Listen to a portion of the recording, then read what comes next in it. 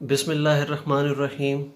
अस्सलामुअलैकुम दोस्तों, उम्मीद करता हूँ आप सब खैरियत से होंगे। आज हम डाइस की प्रॉब्लम डिस्कस करेंगे। और डाइस की कौन सी प्रॉब्लम डिस्कस करेंगे? वो प्रॉब्लम जिसमें दो डाइस थ्रो किए जाते हैं। तो दो डाइस जब भी थ्रो किए जाते हैं तो एक सैम्पल स्पेस जनरेट होती है जिसमें 36 एलिमेंट्स होते हैं। वो कौन कौन से एलिमेंट्स होते हैं वो आपके सामने लिखे हुए हैं। इसका मतलब ये है कि पहले डाइस पे 1 आ सकता है या दूसरे डाइस पे 1, पहले पे 1, दूसरे पे 2, और यूँ ये तमाम 36 पॉसिबिलिटीज़ लिखी गई हैं।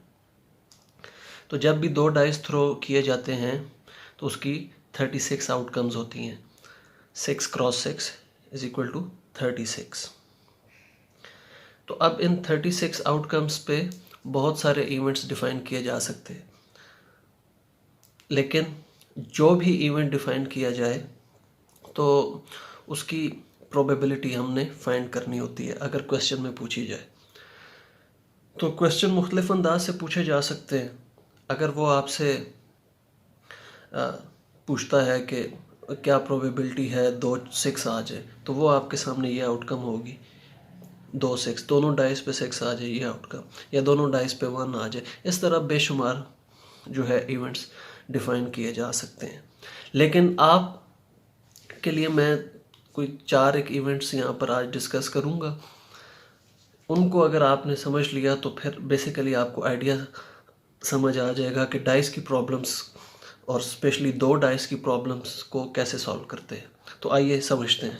पहली प्रॉब्लम आपके सामने लिखी हुई है कि लेट्स सपोज A1 इवेंट है कि same number appears on both dice. इसकी प्रोबेबिलिटी अगर हमसे पूछी जाए तो वो क्या होगी?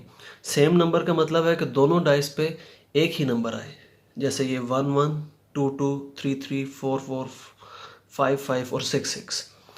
तो इसको हम इवेंट A1 कहते हैं। ये हमने सारे एलिमेंट्स इसके अंदर लिख दिए और ये टोटल 6 एलिमेंट्स बनते हैं। 6/36 इसकी प्रोबेबिलिटी आ जाएगी। इसी तरह अगला क्वेश्चन मैंने लिखा हुआ है, let A2 is equal to at least 1 3 turns up. अब यहाँ पर एटलीस्ट 1 3 लिखा हुआ है। एटलीस्ट 1 3 का मतलब ये है कि कम से कम एक 3 आए। तो वो आउटकम्स जहाँ 3 लिखा हुआ है, एक मरतबा या एक से ज़्यादा मरतबा, यानी कि 2 मरतबा, तो वो आपकी फेवरेबल आउटकम्स हैं। वो कौन सी होंगी? वो होंगी 1 3, 2 3, 3 1, 3 2, 3 3, 3 4, 3 5, 3 6, 4 3, 5 3, 6 3। आपने ये सारा देख लिया। जहाँ जहाँ 3 लिखा हुआ था वो आपकी फेवरेबल आउटकम थी। और यूँ ये 11 आउटकम्स बनी है। इसकी प्रोबेबिलिटी 11/36 होगी। अब ये तो बात हो गई उन इवेंट्स की जिसमें आपको जो आपको यहाँ पे लिखे हुए नज़र आ जाते हैं।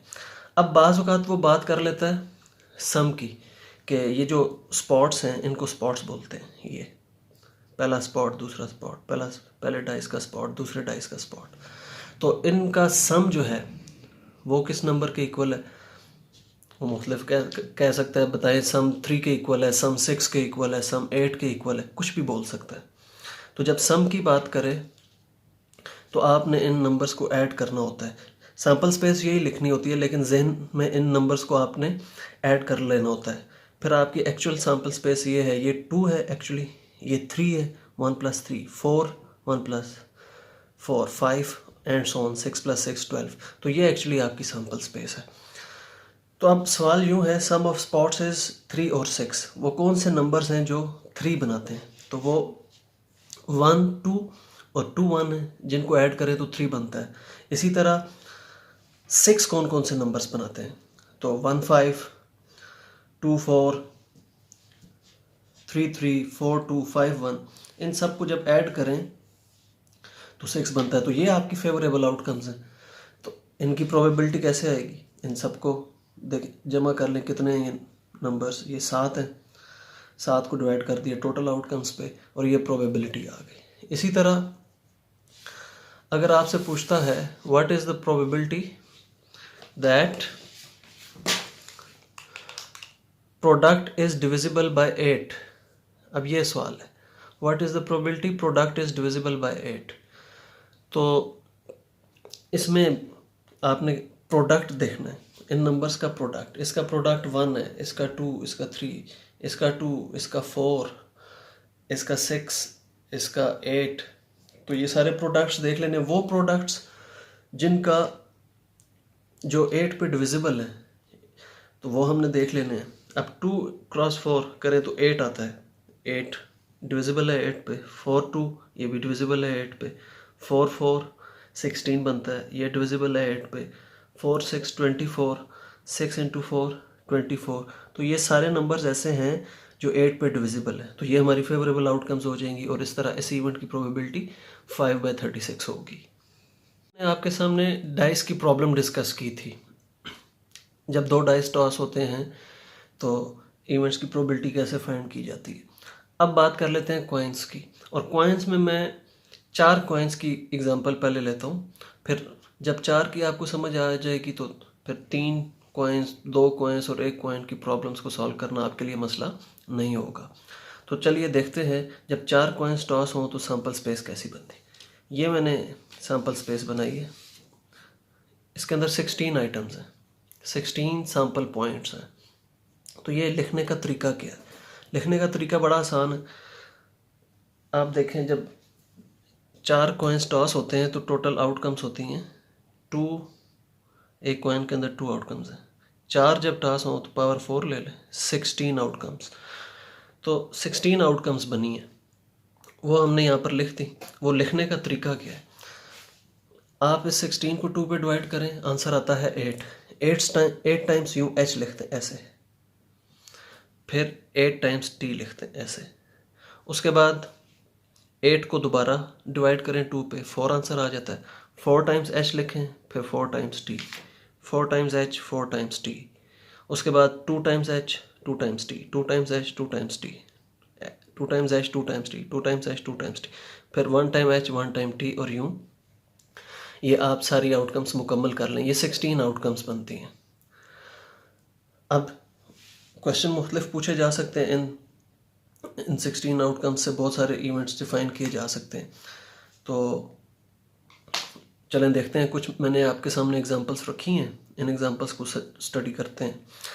देखें, अगर सवाल यूँ पूछे what is the probability all heads turn up, तो ऑल हेड्स का मतलब है चारों के चारों स्पॉट्स पे एच आए, जैसे ये पहला लिखा हुआ है एच एच एच। तो आपका फेवरेबल इवेंट होगा A1 is equal to H H H H, जब सारे स्पॉट्स पे एच आए। इसकी प्रोबेबिलिटी फिर 1/16 हो जाएगी। इसी तरह जब सवाल ये पूछे at least 1 head turns up, at least 1 head comes up, तो इसकी प्रोबेबिलिटी कैसे कैलकुलेट होगी? एटलीस्ट 1 हेड का मतलब है कम से कम एक हेड। यहाँ जितने भी सैम्पल पॉइंट्स लिखे हैं उनमें कम से कम एक एच नज़र आ रहा हो, तो सब में एच नज़र आ रहा है सिवाय इसके। तो ये 15 आउटकम्स आपकी फेवरेबल आउटकम्स हो जाएंगे। यूँ 15 मैंने यहाँ लिख दी हैं। इसको इस तरह भी सॉल्व किया जा सकता है, और इसका एक और तरीका भी है सॉल्व करने का। इस क्वेश्चन का सॉल्व करने का एक और तरीका ये है कि आप यूँ लिख लें 1 minus probability of no tails. तो वो 1 माइनस नो टेल सिर्फ एक आउटकम है, तो 1/16 करें तो ये भी आंसर आ जाता है 15/16, जैसा कि यहाँ पर आया 15/16। तो इसको इस तरीके से भी किया जा सकता है, या आगे चल के मैं आपको जब कम्प्लीमेंट्री इवेंट्स बताऊंगा तो आपको बताऊंगा ये 1 minus probability of no tails से कैसे इसको सॉल्व कर सकते हैं।